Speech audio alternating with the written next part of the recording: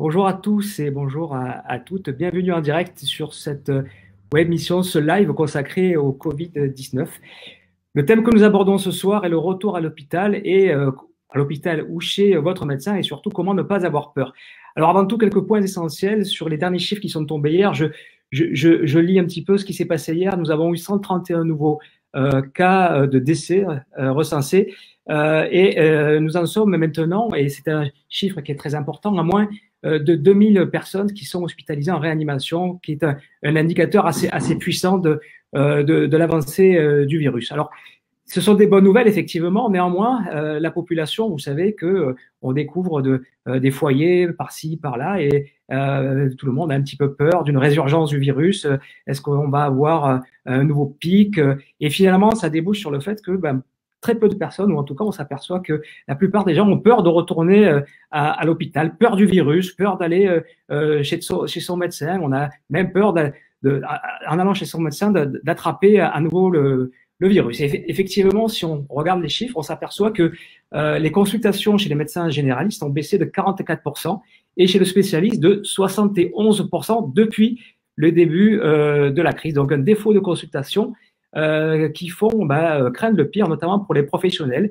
Et notamment, une lettre ouverte a été faite par les médecins intitulée Vous ne nous dérangez pas. En gros, vous êtes les bienvenus et surtout, n'hésitez pas à venir. Alors, pour parler de cette peur du virus et de cette peur de consulter le médecin, je suis accompagné aujourd'hui du professeur Xavier Fléchère, chirurgien orthopédique et traumatologue. Bonjour, professeur Fléchère. Bonjour Hervé. Merci de nous recevoir. On va développer cette émission en deux thèmes. En gros, premièrement, cette crainte, cette peur d'aller chez le médecin est-elle justifiée? Est-ce que vous apercevez au fil de vos consultations? Et dans une deuxième partie, on parlera finalement de comment préparer au mieux sa consultation chez le médecin.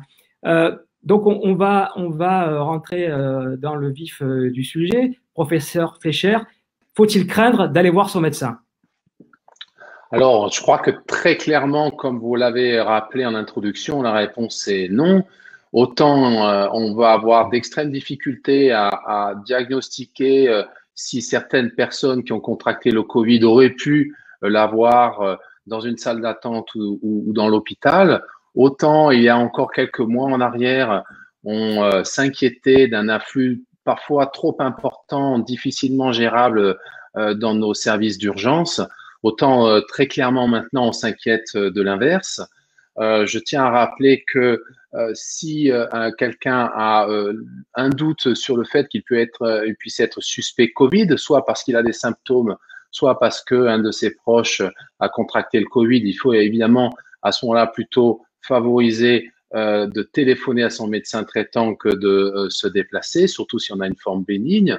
En revanche, si l'accès aux soins est difficile, ou si la pathologie a un degré d'urgence, il ne faut pas hésiter à se rendre aux urgences, y compris si on pense avoir le Covid. De toute manière, n'ayez pas crainte parce que à votre arrivée à l'hôpital, en particulier aux urgences, un interrogatoire vous sera fait et au moindre doute, vous serez séparé entre guillemets entre deux files, une patient non suspect Covid et une patient suspect Covid qui sont séparés de manière hermétique avec des médecins différents, des examens, des radios différentes. Donc, très clairement, la réponse est non. N'ayez pas peur, il faut aller consulter. Alors, justement, comment expliquez-vous, on s'est tous aperçus en tant que médecin, d'une diminution des gens qui se présentaient pour des pathologies graves, comme des infarctus du myocarde, comme des accidents vasculaires cérébraux. Alors, certes, dans votre spécialité d'orthopédiste, on peut décaler une prothèse de hanche parce que ce n'est pas une urgence. Mais comment expliquer à l'heure actuelle la baisse de ces patients qui ne se présentent plus pour infarctus ou pour AVC?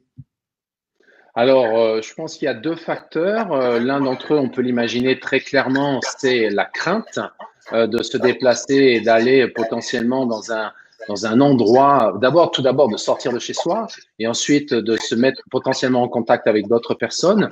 Il faut savoir qu'on va en parler, de nombreuses mesures ont été mises en place pour cela.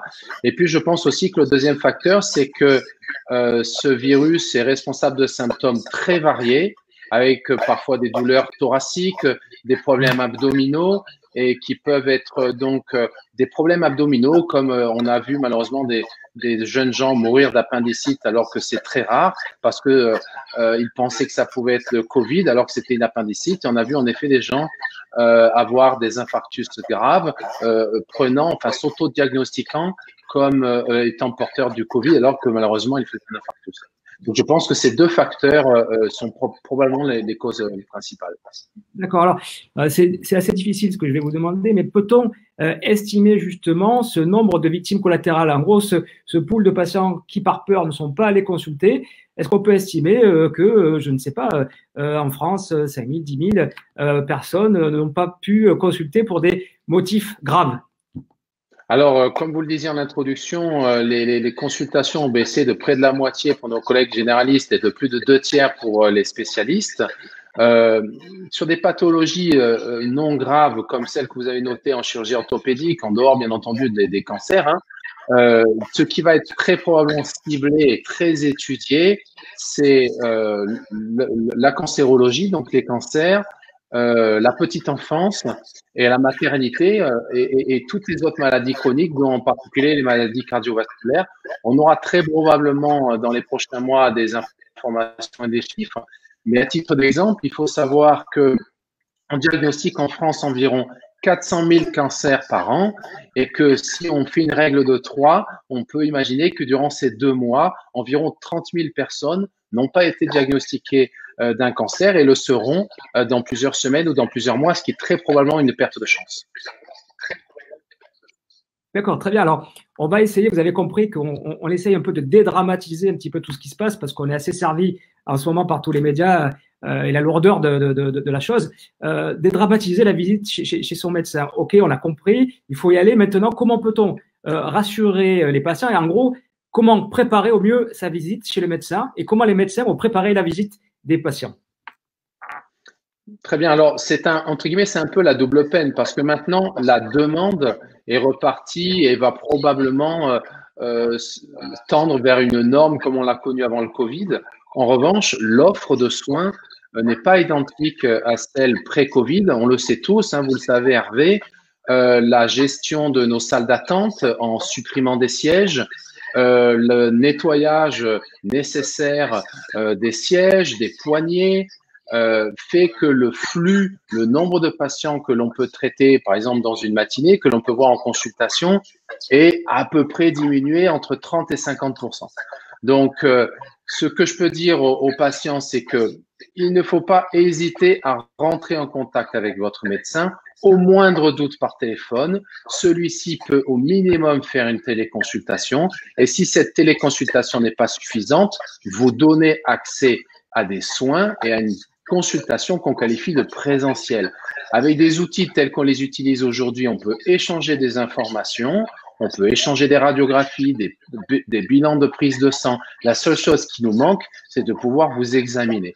Et on peut faire, entre guillemets, un premier tri. Et c'est vrai que c'est ce qu'on fait. Nous, on prend, entre guillemets, notre liste d'attente de consultation, qu'on est forcément, malheureusement, obligé de diminuer, et on téléconsulte une partie de ces consultations. Donc, il faut ne pas hésiter à rentrer en contact avec vos médecins. Il y a des outils maintenant, il y a des outils informatiques pour prendre rendez-vous. Et nous, on s'occupe de voir ce qui est gérable en téléconsultation et ce qui nécessite une consultation réelle, présentielle. Très bien. Et est-ce que les patients ont des précautions particulières à prendre pour venir vous voir? Doivent-ils venir masquer de manière obligatoire? S'ils ne le viennent pas masquer, est-ce que vous refusez de les voir, hein, pour parler clairement? Est-ce qu'ils doivent prendre leur gel? Enfin, toutes ces mesures concrètes, est-ce qu'on peut donner quelques informations? Oui, alors dans les établissements de santé qui sont, j'allais dire, peut-être un petit peu mieux approvisionnés que certains médecins en matériel, on incite, de toute manière, même si les gens viennent avec un masque, on leur fournit un masque, comme ça on est sûr qu'il est de qualité et on va les faire appliquer du gel hydroalcoolique avant de rentrer à l'hôpital. Il y a des gens qui maintenant sont présents à l'entrée pour ça. On va assez souvent s'assurer de la réalité de leur rendez-vous. Donc, il ne faut pas hésiter, si vous avez eu une confirmation par SMS ou par mail, à prendre votre smartphone pour le trouver et ils seront ensuite accompagnés à la consultation. Chez le médecin, c'est peut-être un peu différent, mais dans tous les cas, il est fortement conseillé de sortir de chez soi avec un masque. Ben, vous allez aller chez votre médecin avec un masque. Très probablement, on vous fera au minimum appliquer du gel hydroalcoolique et au moindre doute, si votre masque est soit absent, soit inefficace, je pense que votre médecin sera en mesure de vous en procurer un autre. Et bien entendu, je pense que très clairement, si vous n'avez pas de masque, on ne pourra pas vous recevoir en consultation. Ce n'est pas raisonnable. Très bien. Alors, une question plus pour le chirurgien orthopédique que vous êtes. On sait que le virus se transmet par l'air. Y a-t-il un risque à se faire opérer? Est-ce que le fait de faire une chirurgie, quelle qu'elle soit d'ailleurs, augmente les risques? J'imagine que dans une salle d'opération, il y a des filtres, tout est réglé. Pouvez-vous rassurer les gens qui doivent se faire opérer, qui retardent l'opération par peur de la chirurgie? Alors, c'est une excellente question. Il y a des recommandations mondiales, européennes. Il y a d'ailleurs des webinaires et des webmissions de manière quotidienne sur ces sujets. Il y a des tests, il y a des études qui ont été faites. Ce qu'il faut que les patients sachent, c'est que dans une salle opératoire, il y a une pression positive. C'est-à-dire que la pression à l'intérieur de la salle est plus importante qu'à l'extérieur, entre guillemets, pour pousser l'air.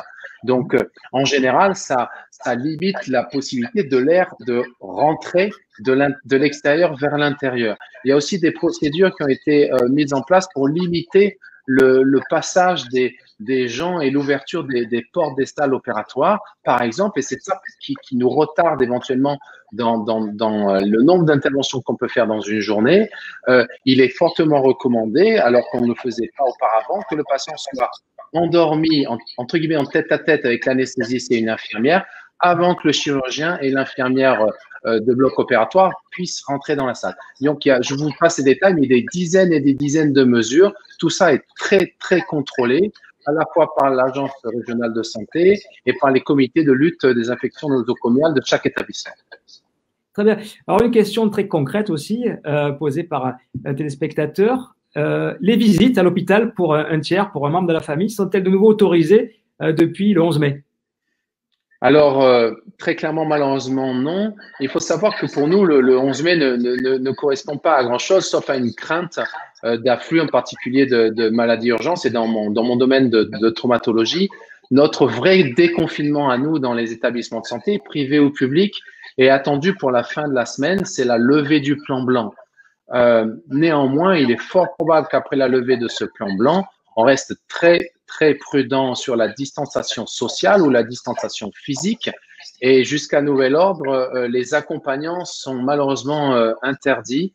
Et de la même manière, pour limiter les contacts, chaque patient est en chambre individuelle, ce qui pourrait être bien entendu considéré comme une excellente nouvelle, mais qui du coup diminue nos capacités d'hébergement et donc nos capacités de soins.